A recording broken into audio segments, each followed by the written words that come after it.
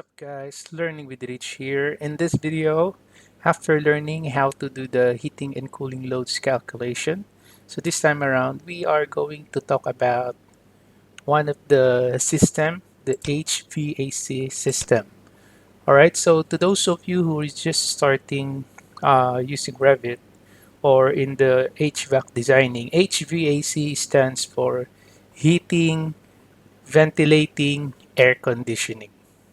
All right, so we will be using Revit tools for creating an HVAC system that will help us to verify that no interfering components are present in your design. Okay, so we are going to place first our air terminals in this exercise, and then after that we're going to add also mechanical parts like the equipment. So when you add mechanical equipment and air terminals to a drawing, so they are added by default as non-hosted elements at zero elevation. So remember that. So in addition, they are displayed regardless of the cut plane in plan views. However, the ceiling elements necessary for aligning air terminals are not displayed. As a result, you need to work with ceiling views when you add mechanical parts to HVAC system. Okay? Also, while you work in a linked environment, it is recommended that you use face-based elements that will host directly to the ceiling, wall, or floor when you create the family. Why? This ensures that the terminals or face-based objects move with these updated architectural elements if the architect changes the ceiling height. Okay, so like what I've said, we will be adding air terminals. So information associated with the air terminals is used to calculate loads for the spaces in an HVAC system. So spaces require a running total of the amount of supply, return, and exhaust air supplied or removed from a space, which allows you to select correct air terminal sizes. Alright, so we'll be going here on the Systems tab, wherein you'll be able to see the HVAC tools here. Okay, the one that we'll be using is the air terminal from our library. Okay, so let's do this. So in this exercise, we are going to create an HVAC system by placing air terminals and equipment in a building model. So as a mechanical designer, you begin your HVAC design by placing air terminals and equipment, and you then need to coordinate the actual airflow with the design airflow to ensure that the design meets the required amount of airflow. All right, and then you also use the schedule to review the flow information. And then finally, let's check out the system browser to check whether all components are assigned to a system. So we're just going to add some of the air terminals in this portion. We're not going to put all the air terminals in the whole building. The process is the same, so we're just going to put it within this area. All right. Okay, so let's do this. Let's place our supply air. So to place the supply air, I can just select the air terminal tool here, or I can type AT. Okay, so I'm going to select this one, and then I'm going to make sure that this will be my supply. So from the drop down arrow, I'll look for the supply, this one. So AM diffuser, rectangular face round neck, 600 by 600, 250 neck. So I'm going to place one here, and take note, like what I have said earlier, oops, not the return diffuser, it should be this one. Like what I have said earlier, when you place your air terminal, by default, that is 0. So you need to change that when you go to the ceiling plan, because you will not be able to see that from the ceiling plan. So I'm just going to place one here, just like that. And then I select here modify. Right, then after that, I'm going to select this and then change the offset. Okay, so I changed this one 2400. Okay, so that when I go to the ceiling plan here on the level 2 HVAC plan, I'll be able to see the air terminal, and then I'll be able to align that on my ceiling. Okay, so we will be using our uh, align tool for this one. So let's say I'm going to align that somewhere here. So I'm going to use the align tool. You can also type AL. So I select align, or you can also use move if you want. So I align here, align, there you go. And then I just select here modify. All right, so now the next thing that I'm gonna do is best practice, instead of placing it one by one using the air terminal, and then you're going to change the offset, why not just copy it? All right, so which is what I'm gonna do. So I'm going to copy the object. So I'm going to select this. Maybe I'm just going to move it first. I'll put it somewhere here, and then I copy it multiple times. Okay, so copy it multiple times.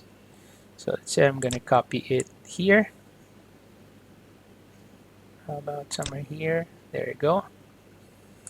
And then I also want to have another copy somewhere here, just like that. Okay, and then I'm gonna copy another one here, then another one somewhere here, and then somewhere here. There you go. All right, so this is now my air terminals. So of course you can still edit that as you desired, so you can still modify that. Now the next thing that I'm gonna do is I'm going to put the return air terminal. Okay, so I'm gonna open again my HVAC plan level 2, and then I'm gonna go ahead and select air terminal. From the type selector, I select return diffuser. So I'm gonna place it somewhere here and then modify. I can click that and then change the offset host, or when you select the air terminal, before you place your return diffuser or any terminal, you can already change the offset host so that when you pick the location of the air terminal, when you place it, it's already specified its height. Okay, so in my case, I'll just change this to 2,400, right? There you go, 2,400. So I'm gonna open again my level 2 HVAC ceiling plan. There you go. So there's my return diffuser. So I'm now going to move it or align it. Let me just use the align tool. So let's say here, here, there you go. Oh, I think I'll just put it somewhere here. All right, okay. And then I'm just going to copy that, okay? So let's copy this. So I'm gonna go ahead and select, copy, pick the base point, and then let's say I'm gonna put it somewhere here. All right.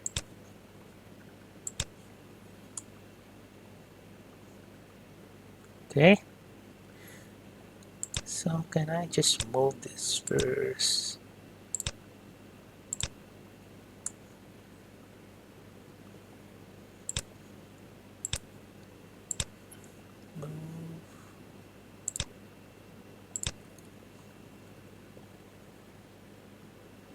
Anyway, you can always change that one. And then the next thing that I'm going to do is I'm going to assign and review the airflow information. So I'm going to open the level 2 HVAC plan here.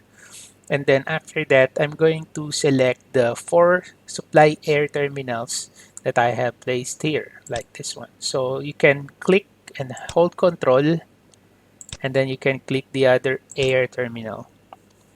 Okay, so for this one, I'm going to change the airflow here. So instead of 100, instead of 235, so I'm going to change that to 160 liter per second. Okay, so that will going to be the airflow of this. And then also for the staff room here, so I'm going to select both the air terminals, and then I'm going to change that to 50. Okay, so that's 50. There you go. So it's 50. And then for the copy, I changed this to, let's say, 170. Okay. Now, the next thing that I'm going to do is let's check and review the airflow information. So there's already a schedule here created. So we will be talking about schedule as we move on our future video. So I'm going to go ahead and select the room airflow schedule for that. Oops, just double click. There you go. Okay. So as you can see, this is now the schedule that we have. And also, if you are going to click this room here, notice that that is the supply airflow for that particular object. Okay, and then the other rooms here doesn't have the supply airflow because we didn't specify or put an air terminal. So notice that all the rooms that do not have any air terminals placed do not meet the calculated supply airflow, right? So these are 0, and then notice that they did not meet the calculated supply airflow. Okay. Anyway, the next thing that we are going to do, let's say after you have reviewed your room airflow schedule, so the next thing that I'm going to do is let us open up the mechanical equipment. Okay. So instead of, I mean, let us place the mechanical equipment. Sorry about that. So I'm going to open here the level 2 HVAC plan. And then after that, I'm going to place the mechanical equipment. So I'm going to go ahead and select the mechanical equipment. And then let's look for 200 size for 200 uh, inlet. So I'm going to select that. And then take note that when you press the spacebar, you'll be able to rotate your object or your or your mechanical equipment. Not only the mechanical equipment, but the other non-hosted families as well. You can press spacebar to rotate it. So now let's say I'm going to place it here. Okay, so that will be the mechanical equipment that will be supplying our air terminals. Okay. And also, you need to specify the height of this. So I'm going to select the equipment, and then let us change the height. So let's say this will gonna be around 3,100. Okay, so that will be the height. Now, the next thing that I'm gonna do is I'm going to teach you how to create a supply and return air system. So before that, let me just combine the properties here on my project browser. And then I'm going to open my system browser. So to open up the system browser, you just right click, browsers, system browser. Okay. Or you can also press F9 for the system browser.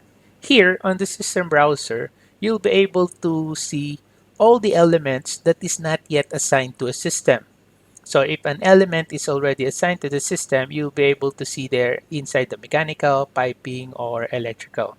But all elements that you have placed here in your project that doesn't have any system will be placed on the unassigned system. Okay?